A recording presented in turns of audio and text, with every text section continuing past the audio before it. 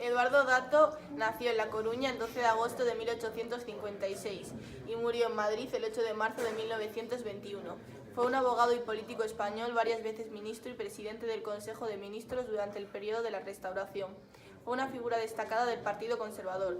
Llegó a ocupar las carteras de Gobernación, Gracia y Justicia, Estado y Marina, así como la presidencia del Consejo de Ministros en 3 ocasiones. Cuando se produjo el estallido de la Primera Guerra Mundial en 1914, Dato ocupaba la presidencia del gobierno y decretó la neutralidad española en el conflicto. Más adelante debió hacer frente a la violencia que azotaba a Barcelona por los conflictos laborales entre patronos y obreros, aplicando una política represiva contra el movimiento anarcosindicalista. En marzo de 1921 resultaría asesinado durante un atentado contra su persona. A lo largo de su carrera política también desempeñó los cargos de alcalde de Madrid y presidente del Congreso de los Diputados, siendo además varias veces diputado en las Cortes por los distritos de Murias, de Paredes y Vitoria. Eduardo Dato se convertía así en una víctima más de la convulsión que atravesaba una España zarandeada socialmente por los sindicatos radicales de izquierdas ligados al catalanismo político. Alfonso XIII. Nació en Madrid el 17 de mayo de 1886, en Roma, y murió el 28 de febrero de 1941. El rey Alfonso XIII también estuvo de acuerdo con el pensamiento de Eduardo Dato, aunque según confesó al embajador francés, le habría gustado que España entrara en la guerra del lado aliado a cambio de alguna satisfacción tangible. Probablemente Gibraltar, Tánger y también manos libres en Portugal, pero que se encontraba rodeado de cerebros de gallina, es decir, acusaba a los políticos de pensar como cobardes, y que él estaba en una posición bastante difícil. En aquella Europa enfrentada sin comunicaciones entre los dos bandos, se recurrió a Alfonso XIII como monarca de un país neutral, para que ayudara a encontrar a los desaparecidos o a comunicarse con los prisioneros. Alfonso XIII continuó la política de turno pacífico en el gobierno entre los partidos dinásticos, que se basaba en admitir el sistemático falseamiento de las elecciones. Posteriormente, el rey abrió paso a los intentos de desmontar el caciquismo y modernizar el sistema político desde el gobierno, por parte de los conservadores. Nació en Madrid en 1883 y murió en 1955, y fue un filósofo y ensayista español como movilizador de la vida cultural española. Hace crítica literaria y de arte, promueve las traducciones y, sobre todo, funda en el año 1923 la Revista de Occidente, de gran importancia como editorial y como publicación periódica.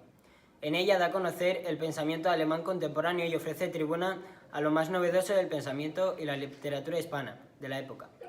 Durante la Segunda República es elegido diputado. Permaneció en el escaño durante un año tras criticar públicamente el curso de la República que tomaba en su célebre discurso conocida como Rectificación de la República, de diciembre de 1931. El mes de julio, a pesar de su grave enfermedad, huyó de España y se exilió primero en París, luego en los Países Bajos y Argentina, hasta que en 1942 fijó su residencia en Lisboa. A partir de 1945 su presencia en España fue frecuente. Optó por fundar un instituto de humanidades, donde impartía sus lecciones. Estallido de la Primera Guerra Mundial desde el bando de España.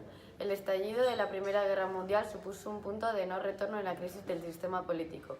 Apareció un decreto en el cual se afirmaba que el gobierno se creía en el deber de ordenar la más estricta neutralidad a sus súbditos españoles.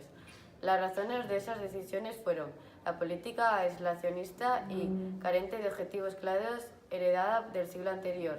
En segundo lugar, el convenio de la propia debilidad diplomática, económica y militar que dejaba el país indefenso ante las potencias. Los políticos españoles juzgaban inútil una intervención para apoyar a ninguno de los dos bandos.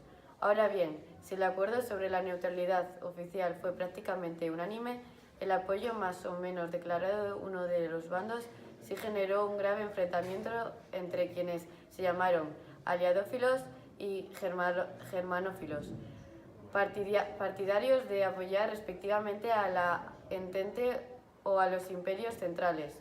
Se multiplicaron los análisis desde la prensa, los libros, las conferencias y mítines políticos. De manera general, se identificaba a los aliados con el sistema liberal y parlamentario, mientras se atribuía el modelo prusiano valor de orden, disciplina, eficacia y conservadurismo. ¿Qué consecuencias económicas tuvo la Primera Guerra Mundial en España? El desarrollo de la guerra, su duración y el desgaste de recursos puso a prueba las economías de los países implicados. La disciplina del patrón oro, que había permitido una fase de gran crecimiento del comercio internacional, fue abandonada para enjuagar las necesidades de numerario del Estado, quien actuará de forma más directa en el tejido productivo, llegando a nacionalizar industrias. Las mujeres ocuparon el lugar de los hombres que estaban en el frente en la función pública, en las fábricas y en los transportes. El movimiento sufragista alcanzó nuevas victorias que la historia convertiría en un legado irreversible. También el movimiento obrero creció y con las demandas sociales. Los aspectos sociales, económicos y políticos. España en la Primera Guerra Mundial se mantuvo neutral durante todo el conflicto, pero este tuvo importantes consecuencias económicas, sociales y políticas para el país, hasta tal punto que se suelen situar en los años de la guerra al inicio de la crisis del sistema de la Restauración, que en 1923 intentaría resolver mediante un golpe de Estado que dio paso a la instalación de la dictadura de Primo de Rivera. Durante los 3 primeros años de la contienda, a mediados de 1914 hasta mediados de 1917, solo hubo 2 gobiernos, algo normal teniendo en cuenta que en el sistema de alternancia bipartidista de la Restauración, la duración media en el poder de cualquiera de esos 2 partidos era entre 1 y 3 años.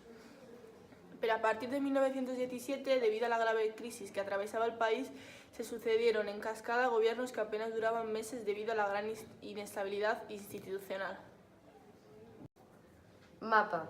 Como se puede observar en este mapa, España estaba alejada de los principales campos de batalla situados en la frontera franco-alemana, el norte de Italia, Rusia y el Imperio Otomano.